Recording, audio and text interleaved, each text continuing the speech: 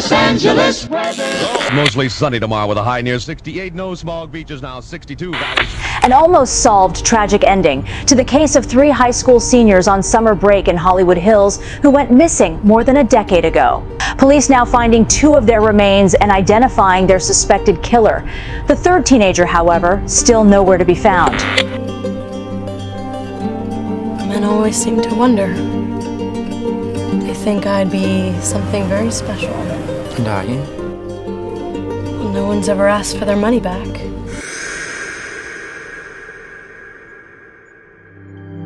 Warm and soothing was today's weather in Los Angeles. Sick and twisted was Amari's mind. Waking up every day at 6:30 a.m. was his routine 5 times per week because summer had just started and Amari had finally graduated high school. But this morning felt like a hangover, not because of the alcohol, but because of last night's inexplicable event. Amari instantly fell back asleep. His sleep was never deep anyways, as he often dreamt about her, having phone calls with her. You're dreaming about me again. Chloe told me you only talk about me, to her, your parents, and to Lee. You're obsessed. What if I wasn't the one? You might want to check yourself twice and not get too attached. I'm just worried. Cars, money, and women, that's all you care about? I know you, Amari. There's a story, I'm sure you've heard about it. A man who gave up his whole life for what he thought would be love. But then his girl took his soul away. No drive, no ambition, just laziness. I'm your drug. What if I was one of them? Don't let me break you, baby. You belong at the top.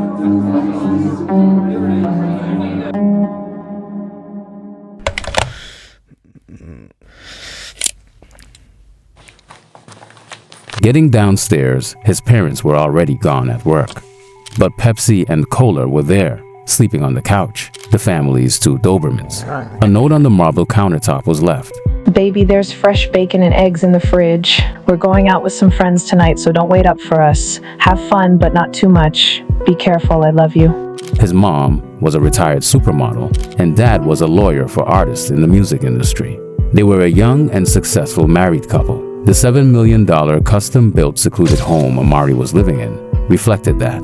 It was Friday, and he didn't know yet, but it would be his last.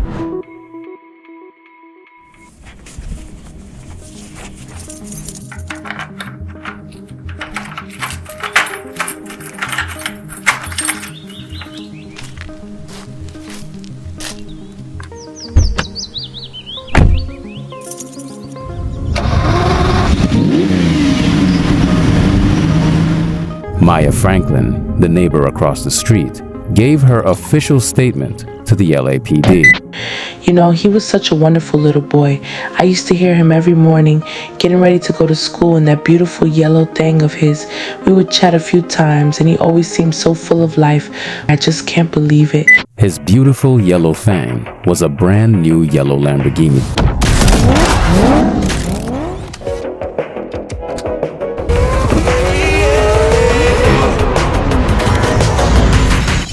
A present from Dad for finishing high school triumphantly.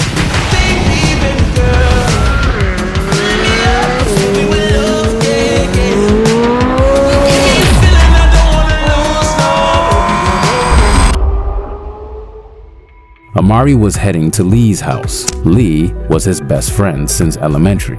They grew up together and lived 10 minutes away from each other.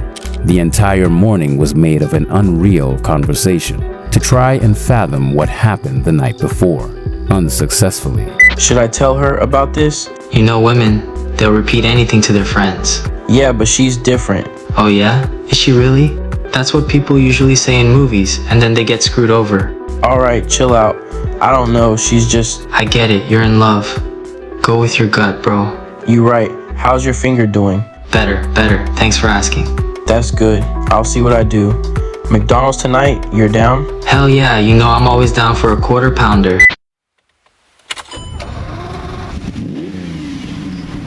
As Amari drove back to his house, he stopped and looked in disbelief at this beautiful field in front of him.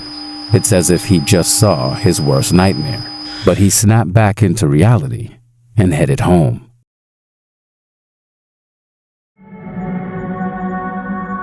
Hey, Alicia, can you meet us at McDonald's tonight? 8 p.m. should be fine. It's important. Alicia and Amari were together, the ride or die type of relationship, stated Amari's parents. They were always together, like Bonnie and Clyde, stuck together like glue. Strange, considering the FBI ended up finding only remains of Amari and Lee's body in June 1997. She was nowhere to be found.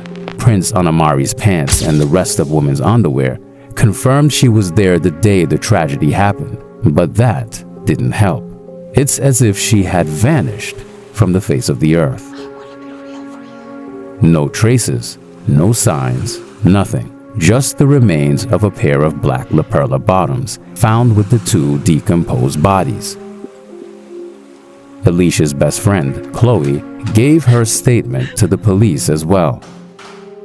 She was the most beautiful, extremely intelligent, and kindest girl I have ever met. She never talked about her parents. I never even met them, but I knew they were well off. It made sense though with the fancy clothes and the newest designer brands she wore. She was the it girl at school, smart, popular, and beautiful. She was just such an amazing person and friend.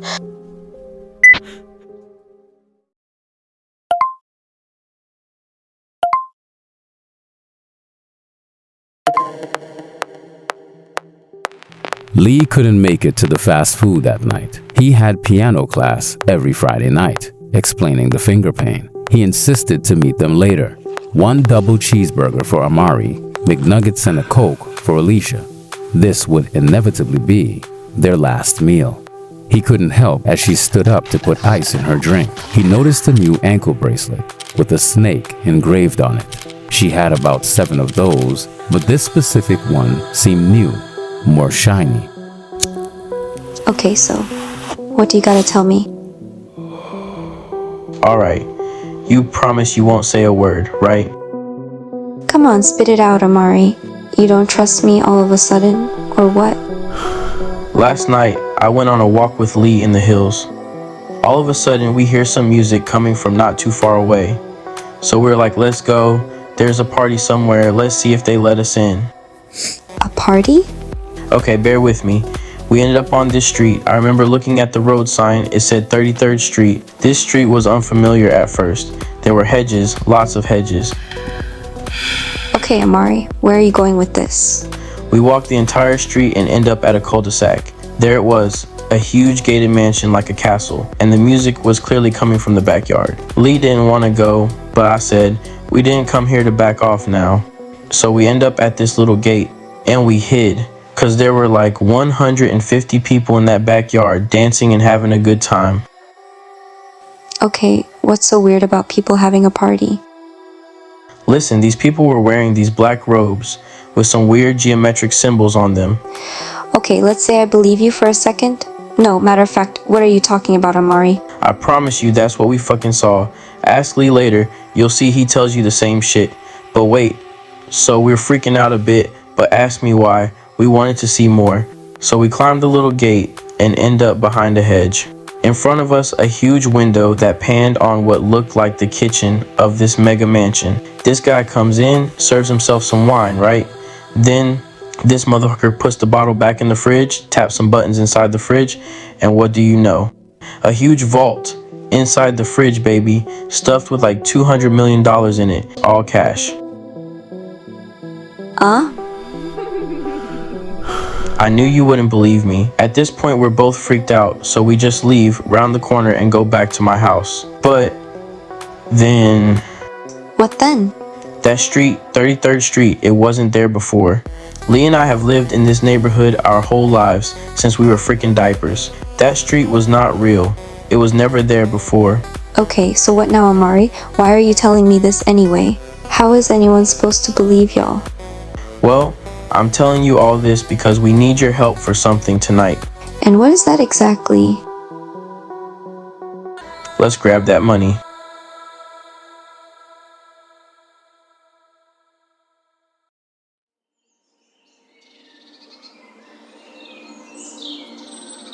A car takes you from point A to B. That's the entire purpose. Usually in life, your brain won't take you further than A. At least you won't let it. 99% of people stay trapped at the starting line, in their comfort zones, and stay that way until Judgment Day.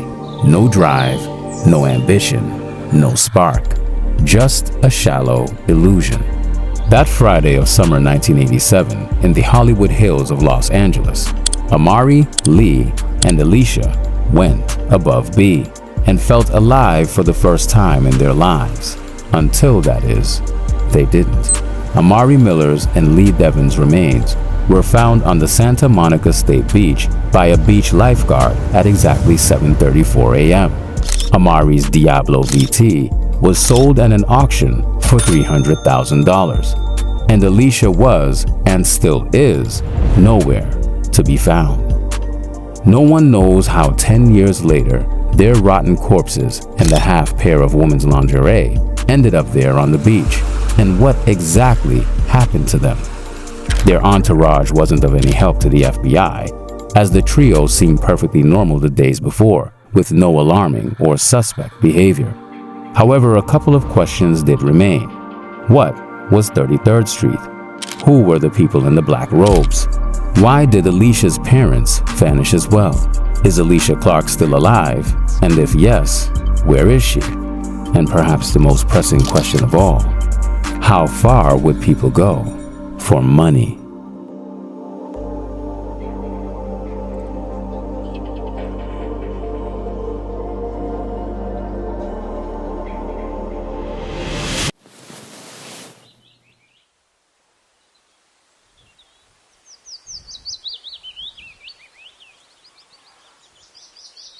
This was a nightmare by the celebrity cars. Remember, what you just watched was all fiction. None of what was just relayed to you happened in the real world. This story was fabricated. Thank you for participating, and please don't believe everything you see.